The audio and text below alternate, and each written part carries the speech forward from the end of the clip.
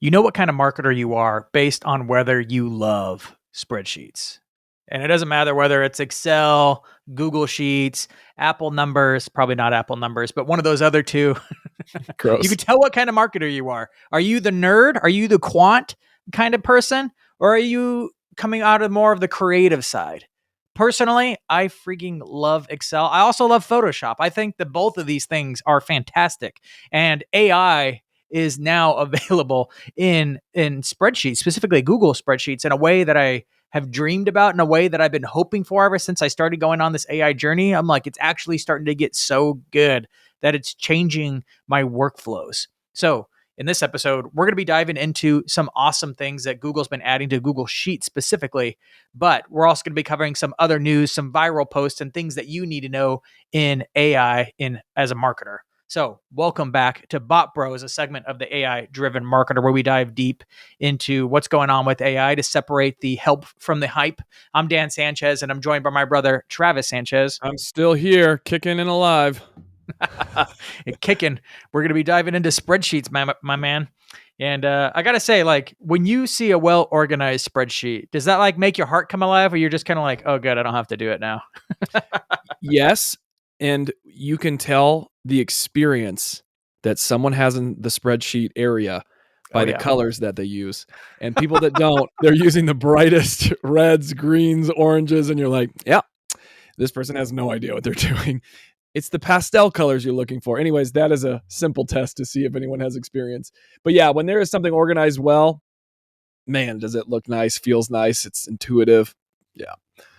Every once in a while, I'll get into an Excel sheet where like things are locked and things are being calculated in such a way. And I'm like, oh, some wizard went through here. They turned this thing into a software program.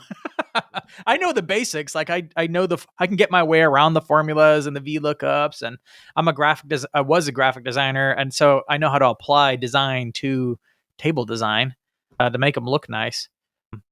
But I don't know. I think in marketing, if you're dealing with data, somewhere along the line, we all had to pick up a skill in Excel. Like that's just part of marketing. If you're actually trying to move the needle, if you're actually trying to figure out what the heck happened and where do we need to go, somewhere along the line, you have to figure out some spreadsheet program in order to do that. Yeah.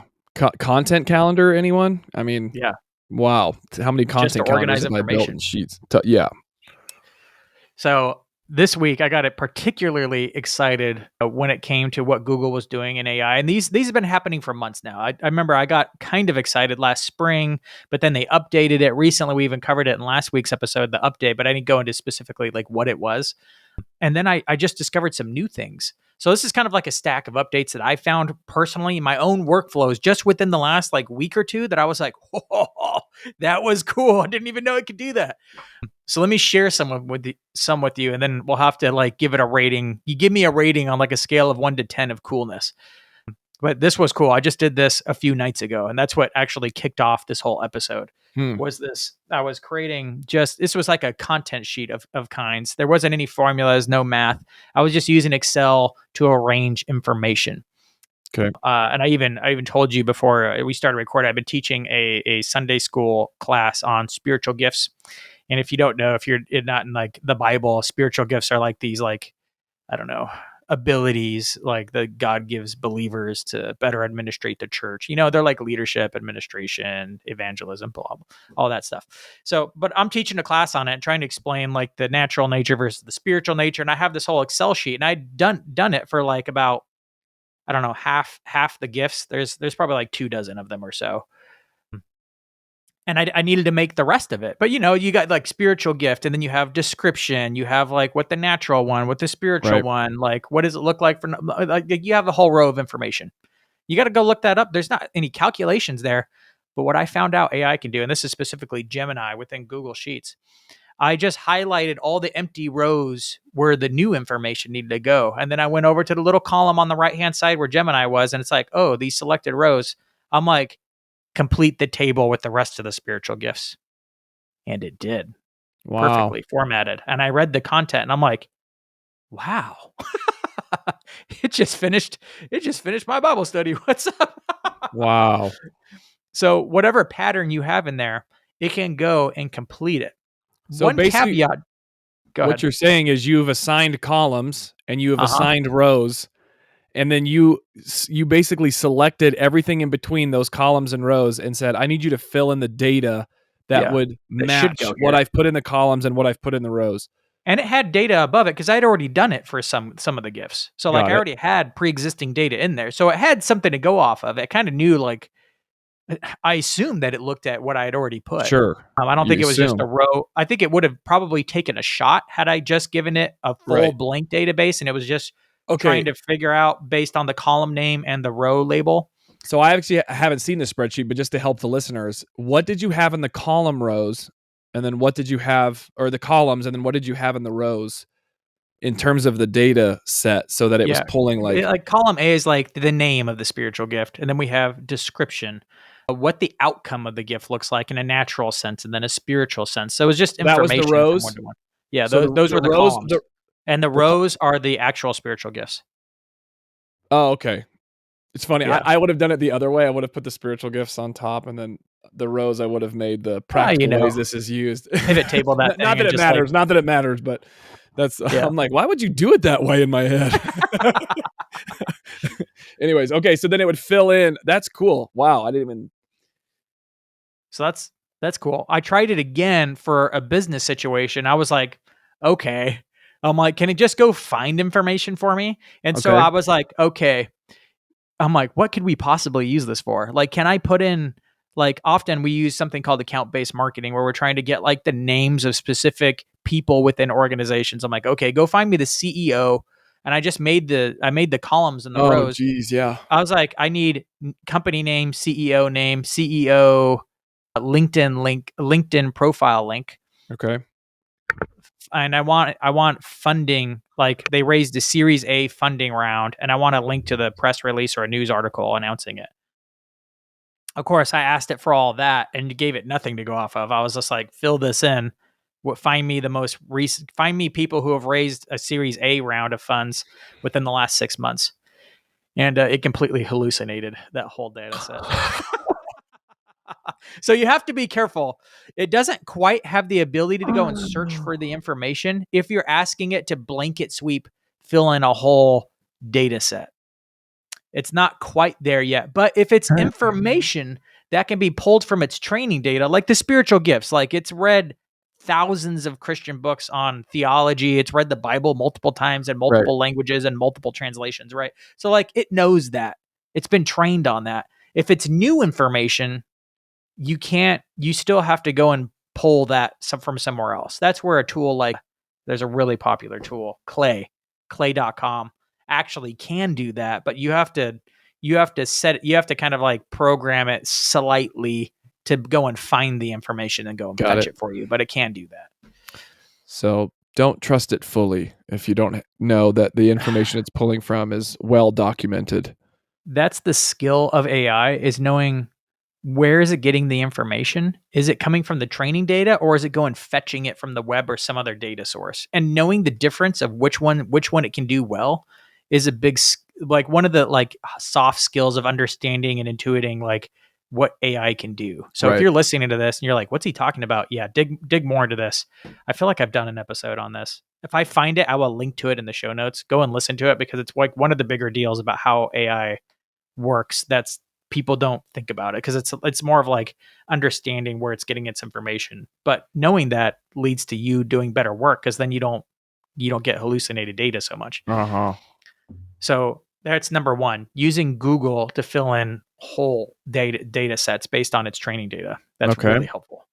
So the next one is that's like whole tables. This next one is using AI as a formula within specific cells, which to me is just like I remember when I first heard about it, they rolled this out in spring and then they just improved this recently. That I think that it actually can go and search the net, but I haven't tested this particular part. But even if it doesn't, the ability to like do an equals and then at mention Gemini with a prompt and then to be able to pull in different data from around the Excel sheet, I'm like, dude, that is freaking magic.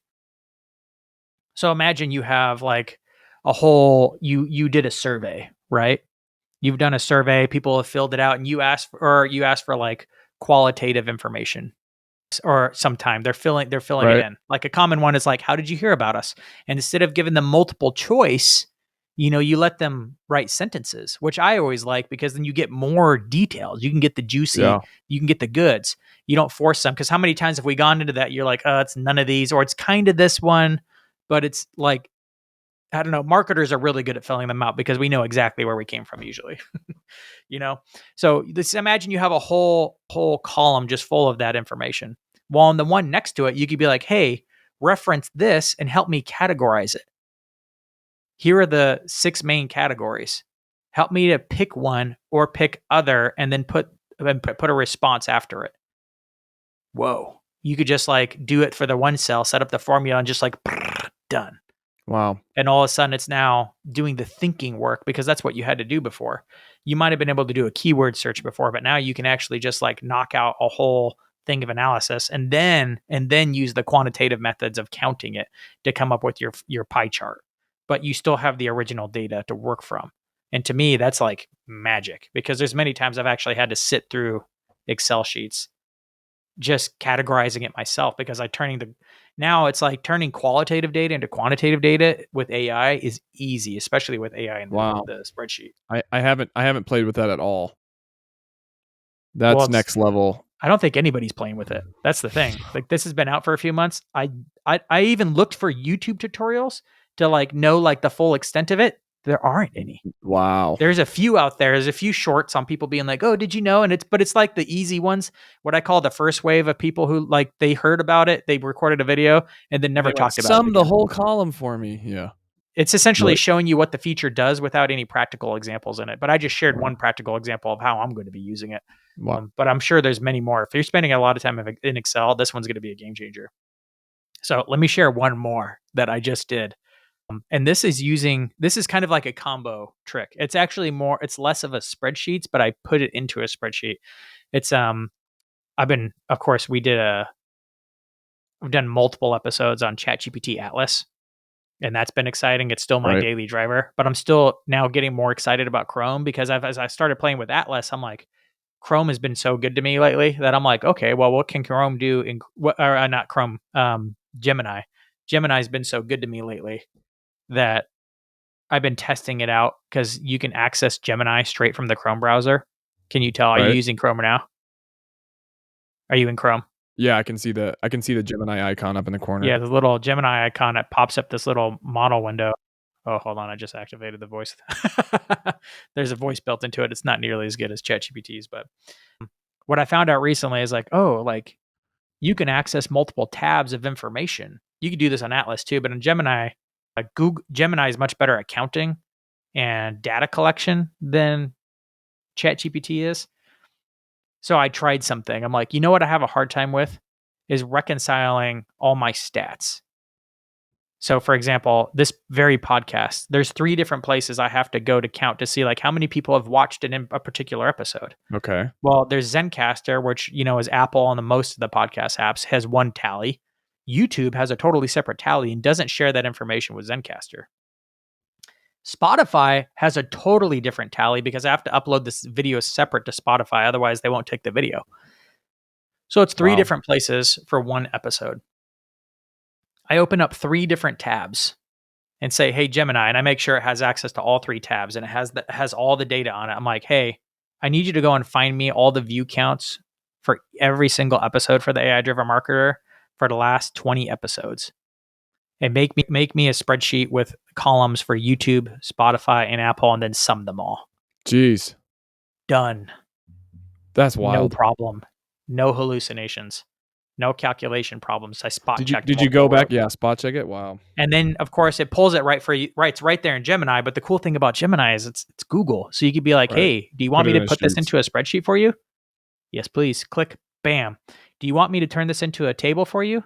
"Yes, please." Bam, bam. And now it's like already designed up and looking good, and it's got the pivot table and all Wow. that kind of stuff. You're like, "Oh, this is a game changer," because all of us marketers have to do this, whether it's email reports, whether Yeah, it's like social the media. thing that Yeah. sucks the most is, have you ever tried to pull a social report Yeah, you have to go collect all the numbers like from individually all the and add. different platforms, and Yes. nobody pulls them all into one app for you.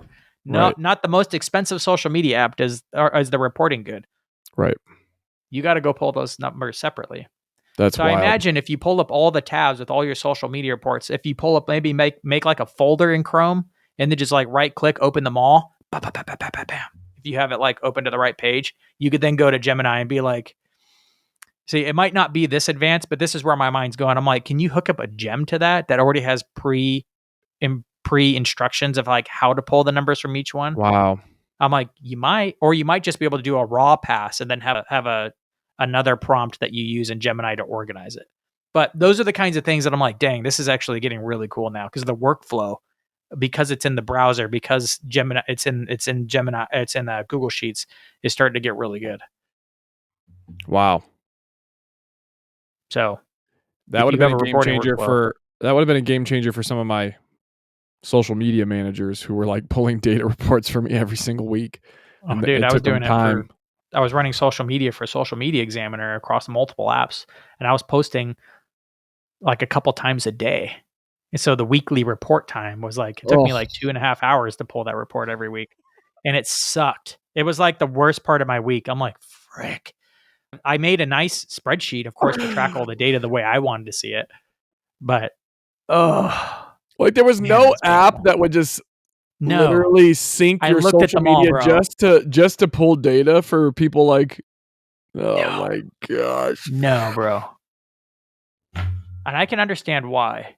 Because one, dealing with all these APIs are really difficult and they're always changing, which is why like it's really hard to make like another tool. I mean, that's why I even my friend Matt Schmidt and I have just rolled out a tool that helps you turn your podcast into social content. And I found out the crux of making that tool was dealing with all the APIs. That's why it took Wow. us a year longer than we thought to build the tool. Is because the APIs were so hard to deal with. And why I'm like, you can technically do it with automation tools like NAN, but you won't because you'll find out because you're going to be the one responsible for dealing with the APIs, and nobody wants that. It's really Wow. hard. That's where Zapier gets all their money from for a reason. Zapier is a much harder app than I thought to recreate. Wow. So that's the 3 tips or the things I found out are going on in Google Sheets right now. I'm sure Excel has some of its equivalents going on with Microsoft, but I find ChatGPT, which is what powers Microsoft's AI, is just not as good at counting as something like Gemini or Claude is right now. So I don't really trust ChatGPT with numbers much, but Gemini I do. So moving on to the sponsor of the week, which of course is High Level, which conveniently has a fantastic Google Spreadsheets integration that I use quite often to dump information into there. Nice. But of course, it's an all-in-one marketing tool. I use it every day, and you should take a look at it because it's probably the cheapest way to send out text messages, emails. I saw somebody ask the other day, "Is like, is there an app out there that doesn't like nickel and dime you for every social account you add to the social tool?" Oh, I'm like, "Yeah, gross. it's Yeah. called High Level." You know, it's because we always have more than one social platform. Of course, we have the brand accounts, but we might have this influencer we work with, and then we Yes. have like Yes. multiple business units, and they all have Yes. their social profiles. Where can you go to put like 15 social profiles in? Well, if you go to any of the other social tools, you're going to be paying a freaking ton of money, like $300 a month to have 15 accounts. Ugh. Yep. But with High Level, you pretty much get unlimited because they don't charge on different tiers. They don't charge on how big your email list. They don't charge on how big your contact list is, your social accounts, all that different stuff. It's like a fixed rate, $100 a month. I think Wow. there is some consumables and how many emails you send because that's going through Mailgun or text messages because that's going to cost, but it's like 60 cents a text. Suppose it's like the cheapest deal I can get. But anyway, High Level. If you haven't checked it out yet, like what are you doing? Go to danchez.com/high level and take a look for my sake. I think you'll be impressed. Moving on to everyday AI. Trav, how have you been using AI lately? This is a lighthearted one, and then I have a deeper one. Uh, I basically have a friend who's coming. He's Japanese American, and I wanted to look up a saying for my kids to learn before he came. It's just a phrase that I use ChatGPT to look up for me really quick. I could have used Google. I didn't need AI to do this for me. Well, you got to say But the phrase. You got to oh yeah. say it in Japanese and tell us what it means. So I'm trying to remember now. I should have had it written Practice down. on the spot. It's a phrase that they use right before they eat. Some of you already know this, so it's not that hard to I remember. don't. But it's basically you're saying when somebody asks when you're given food in the Japanese culture before they eat, they say something like, "We're grateful for this food." And I'm trying to find it before my time of filling the space goes away, but now I can't find it. Dang it. All right. Keep looking for it. We'll come back to it. Yeah, great. Something I've been doing recently. Again, Gemini's been good to me recently. I've been working on a project to turn a podcast into a book and turning like individual episodes into chapters. Oh, nice. This is pretty difficult for ChatGPT because it's easy. It's not too bad to do with the blog post. Blog posts are like a little bit more loosey goosey, but a book chapter is usually it's much tighter in the way that it's written. And I always found I was having to edit it a lot from ChatGPT, but Gemini crushed it. I didn't even have to give it a long prompt, didn't have to build a custom gem, which is like their chat custom GPT. I was like, hey, turn this transcript into a book and turn it on to 2.5 Pro, their reasoning model. And it wasn't even like the tightest episode. Wow. It was kind of a loosey-goosey episode, but it did a great job and filled in the spots with the right things as if I had a ghostwriter who actually understood my subject matter material really well. That's pretty Because good. it filled in the little details that were kind of assumed that but weren't stated. And I find that that's really the key, is it actually has to hallucinate, but in the right ways, the right times. Nobody would actually consider it hallucination, but we know it is because I didn't say it in the transcript, but it's like filling it in just right. I'm like, man, that's so cool. We're going to see an explosion of self-published books over the next 2 years. So, oh well, I'm getting my book out. We'll see how it goes. Do it. Okay, the Japanese saying is "ita dakimasu." Ita dakimasu. So that's what they say before they eat. I've never heard that Ita before. dakimasu. Anyways, that's it. So you said you had another use case that was a little bit deeper. Listen. This is going to be relatable for people. Okay. Do you ever just get to the end of the month? You got to pay your credit cards off. You're looking at your cash flow. You're looking at what you owe on your credit cards, and you go, "Dang it! I don't have enough money to pay these credit cards." You know what I mean? Okay. That's fine. We've all been there. You know, I can't ask ChatGPT to just hack into my bank account and add some extra funds. I didn't use AI for that. But there was a climax that happened, okay? I have 2 streams of income, one from my job, one from my rental property. One. Oh. Well, hi, Ken. We had a surprise guest just jump out. Put that guy in the waiting room. Okay, back to story time. Back to the story. So I'm looking at my finances. I don't have enough money to pay for my credit card. I have nobody renting my rental property through November. And where I do have a backup sum of money is in crypto. And if anyone is in crypto, it crashed at the end of October, which is what I was hoping for it to skyrocket up in October, because that's what everyone was saying. And I've been waiting a year for that. Listen, it was a trifecta. I just had my reserve was down, my savings was down, and no one was renting. And I panicked. I had this like literal despair of, oh my gosh, I'm failing. I'm not taking care of my family. But I am a verbal processor, took ChatGPT out on my way to work. I was like, here's what I'm feeling. Here's what happened. Here's all the things. It was just helpful to talk it out and then hear a very logical response back saying, listen, of course you felt that way. You had 3 things attack you all at once. That was your nervous system going, this is too much for me to handle. And then it started bleeding into your identity. But I also said, I know what the truth is that I'm going to be fine. I'm in the best country in the world. So it then reiterated, you have positive self-talk. Those are the right things. Lean on that. It wasn't that I needed ChatGPT to reverberate what I already knew, but it was helpful to process it and then have it speak back. Now I know this gets into the weirdness, like, don't trust AI too much emotionally. But it was helpful for me as a verbal processor to go, I don't know who to talk to. I already feel despair. I don't want to go drag someone else into my despair. So it felt like a very safe place to just dump these negative thoughts. If you do this, though, you better tell chat to say the most positive things for me to get out of this mental headspace versus just, I don't know where it'll take you. I don't know where you've trained your ChatGPT to how to talk to you. I've trained it to be positive back to me when I'm being negative. So most of the time it is positive. You're right. It overwhelmingly positive. The problem is when you start positively Affirming your ideating in a negativity. direction that might be detrimental, because it's just going to confirm back Correct. to you that Correct. that's good thinking. Oh, that's genius. Yeah, most people wouldn't even think about it that way. Yeah, you should totally go in Right. that direction. I And never got to that's that where I level. get dangerous.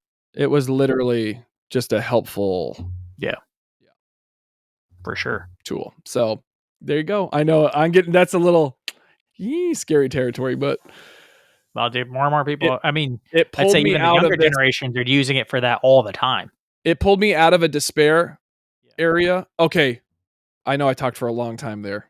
Bonus one. Me and Go my for it. wife were in a fight. I took her text message and I put it into chat and I said, "Am I wrong about this? Because I feel like this." Da, da, da, da, da, da. And it goes, "Yes, you are wrong. She is being kind. She is being kind. She is being transparent. She is being gentle." But because it was text message conversation, I Yeah, wasn't viewing it that way. I only had yeah, a lens of hurt and frustration. So anything she said, I was. Do you know how quickly that took me off the ledge of anger? yeah. It was like, "You're wrong, Travis," and I went, okay, my emotions are clearly louder than my logic, and ChatGPT was able to show that to me. That was very helpful. It's really good helping you run through crucial conversations. Or if you ever, I promise, this is actually really useful for a work situation. If you ever get an email from a coworker, from a boss, from the CEO, you know how those happen. You get a message from the CEO and you're kind of like, oh my gosh, I It feel makes like you I'm in a feel a corner. certain I way. feel like I'm in a corner. And I'm like, I'm so frustrated right now. Why? How could they do this to me? If you copy and paste that dialogue into ChatGPT and be like, and then just explain to ChatGPT how you This is how it feel made me and for feel solutions to get out, I've found that it diffuses all that anxiety and inside of you. emotional weight, because the reason why you felt like that is because you felt trapped. You felt like you had no options, and it took away your autonomy, which for me is a really big deal. Like the ability to like make choices to move forward. If I feel like I'm stuck and I'm being forced into a direction that sucks, I get pretty upset. But ChatGPT multiple times has diffused that emotion for me, and it'll write the email for me, be like, here, this is how you should respond. Just copy and paste this, and I'm like, oh, there is a route forward that Wow. communicates what I would like to see done without slamming them. Right. Right. Thank you, Right. ChatGPT. That would have ruined my whole morning. Bro, I'm just more emotional. So talking about AI and dealing with crucial conversations, emotional conflicts, Mhm. stuff is my favorite thing to talk about. It's a useful one, whether you're trying to grow your business or your company's Try to business. or try just to If you're communicate to trying to work with employees. people, this is going to Yes. happen to you. Yes, totally. Anyways, My last one is I'm on the board of my HOA. Yes, I'm that guy. everyone hates you. Yeah, but we're doing our annual meeting tonight, actually. So we had a meeting earlier this week, and we talked about all the bullet points of what we want to talk to. I used a tool called Gamma, which is I used last year and it worked well, but this year it's gotten so much better. But you can literally take a bulleted list of like what's supposed to be in the presentation, make no changes to it. It's literally just a pretty skeleton bulleted list Okay, with just the raw facts in it. Copy and paste it into Gamma, say, make me a presentation. Can I nice. maybe like look through some template designs, and I picked the one that I thought was suitable. It's so good now because it's hooked up to like Google's image generator, and it not only it not only puts the right content into the right slide at the right place, but it actually is so good at the images now. It's like you don't really need stock images anymore, because it could be like, oh, based on the design of this template and based on the content, it'll find the right picture, but even put it in the right style with the right color palette. Wow. Like it's intentional. Like you went and looked forever, or maybe found a whole stock photo set and then changed the template to it because like Wow. it's so crisp looking.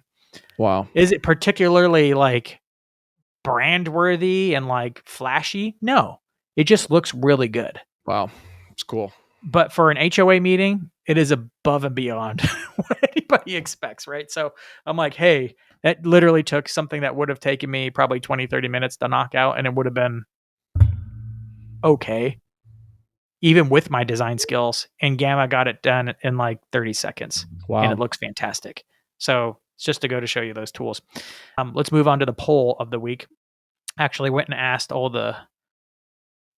my friends on LinkedIn if they were using AI in spreadsheets. And not a lot of people voted on it, which tells me it's not the most They popular weren't. thing. 33% said, I asked them, have you started using AI in spreadsheets? And 33% said yes. I was like, okay. 49% said no. And then just for funsies, I added a wait, what as an option. And 18% said that, which is basically no, which I assume is like they were just completely unaware that was even a thing. Right. It's still a new thing. So not a lot of people have really caught on to using AI in something like Google Sheets. I have an AI heavy crew that engages with me on a regular basis. So it's going to lean even more towards these are Totally. the people that are experimenting with AI often, and only 33% of them are actually using AI in Google Sheets. But all marketers, anybody doing growth for their business is using something like spreadsheets in order to help this effort. So I just kind of want to get a sense of where people are at with that. But from what I know, this isn't a thing people are tapping into yet. So that's why I'm covering it today. And the viral post of the week. Gosh, I wanted to talk about Coca-Cola's Christmas ad, but I think we'll save that for another one. Just go and Google it if you haven't heard of Coca-Cola dropped a new AI commercial just like last year, but better.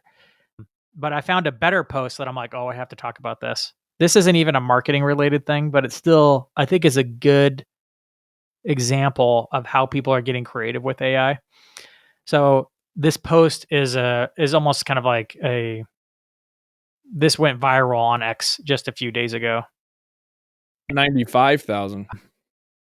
So this guy gets a hospital bill for $195,000 and then uses Claude to analyze the itemized list of all the different things, and it finds duplicates. It finds things where they did illegal charging practices within their state and found it down and whittled the whole thing down to, let's see, where did it go 33,000. to? 195,000 to 33,000. $33,000 just by throwing it in Claude, giving it some processing time, and let it write the email, giving it back to the hospital.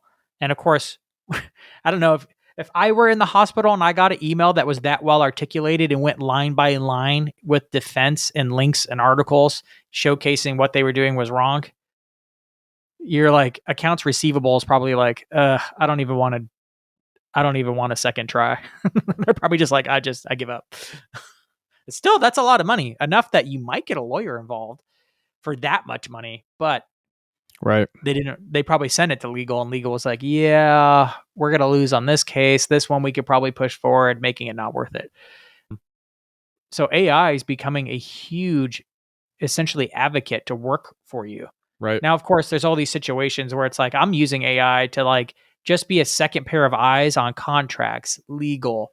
Not that Uh-huh. it's legal counsel, and I never recommend that, but like if you were just going to do it you by yourself, like it's not a bad second check. Shoot, it's not even a bad second check if you have a lawyer. You're like, hey, my lawyer recommended this. What do you think their thinking was? You know, because every time you ask a lawyer to explain their thinking, you're probably going to get charged again per minute. So Literally. it's really helpful. And I think more and more of us should be leaning into ChatGPT to analyze tougher documents like this. He's using his hospital bill, but you might get a legal claim, you might get accounting, you might be working with your CFO and need help explaining why his thinking is on this. And so I just find that AI is getting smarter and smarter and is able to help us kind of fight in areas where we're like way out of our zone of expertise. Yeah. Shoot, I signed up. I finally got on my organization's not a 401k, it was a 403b, and I was going through the whole legal spiel of like, where do you want to divide things up? And it was so complicated speak, and I'm Oh like, yeah. chat, what does all this mean? And it just breaks it down for you so eloquently, and you're able to understand and go, great, now I know what I'm doing. Remember, as a case study, when they rolled out ChatGPT 5, they brought in a woman that had cancer recently. And it's not like ChatGPT was advising her on her cancer, but like oftentimes you get notes back from doctors and it's written in Dr. E. So you have to wait for the consultation to even find out what it means. But she was copying and pasting into ChatGPT, and ChatGPT was breaking it down with empathy because it was hard news. Kind of like, hey, and it kind of just like laid it out for her in a very emotionally intelligent way, Wow. kind of explaining like, this is what your doctors are probably thinking. Here's probably what they'll advise. giving her like a sense of control and understanding of what she was going through. Because a lot of times we get emotional about things because we just because we're lost. You Right. know, we don't know what to do. We don't know what to Right. think. We don't have enough information. It takes forever to actually get the information. So I just find chat GPT and AI in general is becoming an awesome like life co-pilot. And I think Right. this is going to be a trend where we're Wow. using it for marketing, we're using it for life things. Wow. And I find the more I use it, the better I get at it, the more useful it becomes. That's awesome. Is that the pod? I think that's the pod. Bot Bros Pod out.